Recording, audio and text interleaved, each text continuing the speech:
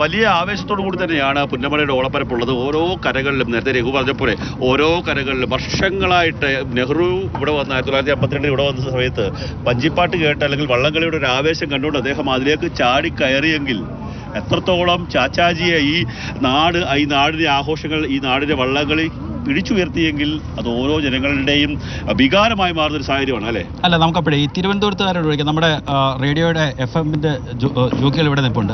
തിരുവനന്തപുരത്തുകാരനാണ് വിനു. ഈ വള്ളംകളിയുടെ ഒരു ആവേശം എങ്ങനെ വിനു? ഒരു രക്ഷയിലുണ്ട് കേട്ടോ. കാരണം ഞാൻ ഇത് 2ാമത്തെ തവണയാണ്. ഇതിനു മുമ്പേ ഒരുപാട് തവണ കേട്ടിട്ടുണ്ട് എന്താണ് ആലപ്പുഴയിലെ വള്ളംകളിയെ പറ്റി. പക്ഷെ നേരിട്ട് കണ്ടപ്പോൾ ഒരു ഫീൽ ഉണ്ടല്ലോ, ഒരു ഒന്നൊന്നര ഫീലാണ്. കാരണം ഈ പൊതുവെ ഈ തിരുവനന്തപുരത്തുകാരൊക്കെ പലപ്പോഴും ചോദിക്കാറുണ്ട്, ഈ നിങ്ങൾക്ക് എന്തിനാണ് ഈ വള്ളംകളിക്ക് ഇത്ര ആവശ്യം, ആകെ ഇത്ര സമയമല്ലേ കാണാൻ പറ്റും എന്നൊക്കെ ചോദിക്കാറുണ്ട്. വിനുവിന് അങ്ങനെയൊക്കെ സംശയം തോന്നുന്നു? അല്ല, അങ്ങനെ സംശയം തോന്നിയിരുന്നു. പക്ഷെ ഇവിടെ വന്നപ്പോൾ ആ സംശയം മാറി. എന്താണുള്ള കാര്യം, ഇവിടെ കറക്റ്റായിട്ട് ലൈവായിട്ട് വന്ന് വള്ളംകളി കണ്ടപ്പോൾ നമുക്ക് മനസ്സിലാക്കാൻ സാധിക്കും എന്താണ് ഇത്രമാത്രം ആൾക്കാർ ഈ വള്ളംകളിയെ ഇഷ്ടപ്പെടുന്നത്, അല്ലെങ്കിൽ ആവേശം എന്താണെന്ന് ലൈവായിട്ട് കാണുമ്പോൾ. കുട്ടനാട്ടുകാരനായിട്ട് ഒരു ആർപ്പ വിളിച്ച്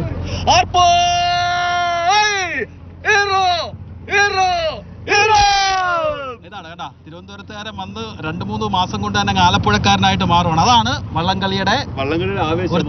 അത് പെട്ടെന്നാണ്, ഒരു നിമിഷം കൊണ്ട് ചിലപ്പം അതിന്റെ ആരാധകരായി മാറുകയാണ്. ഞാൻ കായംകുളത്തുകാരനാണെങ്കിൽ പോലും ഇവിടെ ജോലി ചെയ്ത് തുടങ്ങിയ സമയത്ത് ആ വള്ളംകളി റിപ്പോർട്ട് ചെയ്ത് തുടങ്ങിയ സമയത്ത് പിന്നീട് എപ്പോഴായാലും നെഹ്റു ട്രോഫി ആയാലും ചെറു വള്ളംകളി ആയാലും ചമ്പക്കുളമായാലും ഈ പുളിക്കുന്നായാലും അങ്ങനെ ഏത് വള്ളംകളി ആയാലും വലിയ ആവേശത്തോടുകൂടി. ഇനി നമ്മൾ പറയേണ്ടത് 21 ചുണ്ടനുകളാണ്. അതെ, അതിൽ ഏറ്റവും പ്രധാനപ്പെട്ടത് നേരത്തെ CK സദാശിവൻ പറഞ്ഞതുപോലെ ആ 10ഓളം ബോട്ട് ക്ലബ്ബുകൾ, ചുണ്ടനുകൾ വലിയ ആവേശത്തോടു കൂടി തന്നെയാണ് ഏതാണ്ട് ചമ്പക്കുളം മൂലംവള്ളംകളി, അതായത് ഓണത്തിന് മൂലനാളിന് മുമ്പ് മുതൽ പരിശീലനം ആരംഭിച്ച വള്ളങ്ങളുണ്ട്. അതിൽ പള്ളാതുരുത്തി ബോട്ട് ക്ലബ്ബുണ്ട്, 2ാമത് വന്ന വില്ലേജ് ബോട്ട് ക്ലബ്ബ് കൈനകരിയുണ്ട്, UBC കൈനകരിയുണ്ട്, സ്വന്തം ടീമായിട്ട് കാരിച്ചാൽ വരുന്നുണ്ട്, ഏറ്റവും കൂടുതൽ ദൂരത്തുനിന്ന് വരുന്ന കുമരകം. അങ്ങനെയൊക്കെയുള്ള 4 ജില്ലകളിൽ നിന്നുള്ള വള്ളങ്ങൾ ഇവിടെ മാറ്റിരിക്കാൻ എത്തുന്നു എന്നുള്ളതാണ് ഏറ്റവും പ്രധാനപ്പെട്ട കാര്യം. ഈ കരകളുടെ കാര്യം പറയുമ്പോൾ പലപ്പോഴും നമുക്ക് ചുണ്ടൻ വള്ളങ്ങളെ കുറിച്ച് പറയുമ്പോൾ ഏറ്റവും പ്രധാനപ്പെട്ടായിട്ട് വരുന്ന ഒരു വള്ളം ഏതാണ്?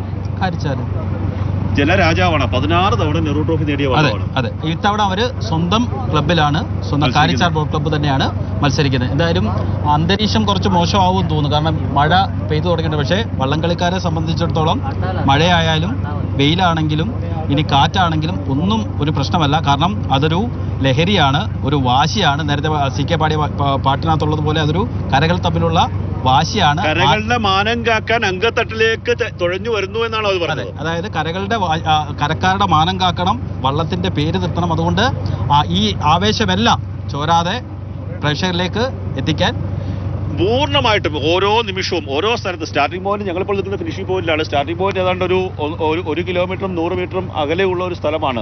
ആ സ്ഥലത്ത് നിന്ന് ആരംഭിച്ചു കഴിഞ്ഞാൽ അവിടെ സ്റ്റാർട്ടറിന്റെ വിസിൽ മുഴങ്ങിക്കിടന്നാൽ ആ ഓരോ നിമിഷവും വരുന്ന വെള്ളത്തിലേക്ക് കുത്തി തുഴയുന്ന ആ തുഴയുടെ ഓരോ താളവും ഓരോ ദൃശ്യങ്ങളും മികവോടെ എത്തിക്കാൻ വേണ്ടിയുള്ള ക്രമീകരണങ്ങളാണ് എല്ലാ സ്ഥലത്തും. നാളെ മുഖ്യമന്ത്രിയാണ്, പിണറായി വിജയനാണ് ഇപ്പോൾ ആളുകളെ ഉദ്ഘാടനം ചെയ്യാൻ വരുന്നത്. മുഖ്യമന്ത്രി വരുന്നുണ്ട്, ഒരുപക്ഷെ കേന്ദ്രമന്ത്രിമാരൊക്കെ എത്തുമെന്ന് പറയുന്നു. എന്തായാലും നമുക്ക് ഇപ്പം തന്നെ ആളുകളൊക്കെ എത്തിത്തുടങ്ങുന്നത് നമുക്ക് ദൃശ്യങ്ങളിൽ നിന്ന് കാണാൻ വേണ്ടി സാധിക്കും. അതായത് പല സ്ഥലങ്ങളിലും ഇപ്പം നമുക്ക് അക്കരെ കരയിലേക്ക് പോയി കഴിഞ്ഞാൽ നാളെ ഒരു 11 മണി 12 മണി ആകുമ്പോഴത്തെ അക്കരെ കരയിൽ പൂർണ്ണമായിട്ടും ജനങ്ങൾ. ശരി, പുന്നമടയിൽ നിന്നുള്ള ആവേശ കാഴ്ചകളാണ് രഘുവും കണ്ണനും നമ്മുടെ മുന്നിലേക്ക് എത്തിച്ചത്.